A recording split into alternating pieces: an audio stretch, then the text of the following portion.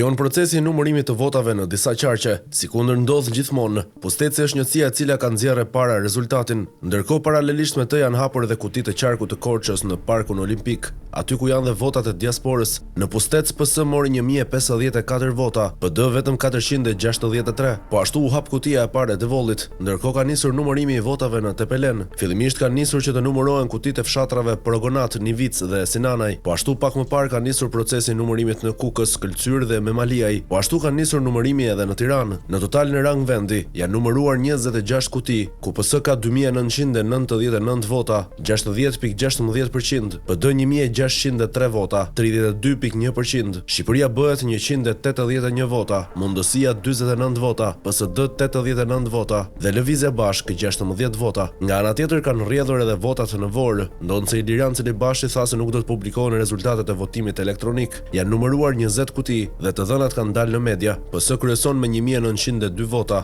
PD 1164 vota, ndonse u hodhën miliona. Iliran Celibashi njoftoi se rezultati për Vorën dhe 110 nuk do të publikohet sot. Sipas tij, kjo ka ardhur pas një kërkese nga PD, por pavarësisht pazareve, rezultatet kanë dalë në media.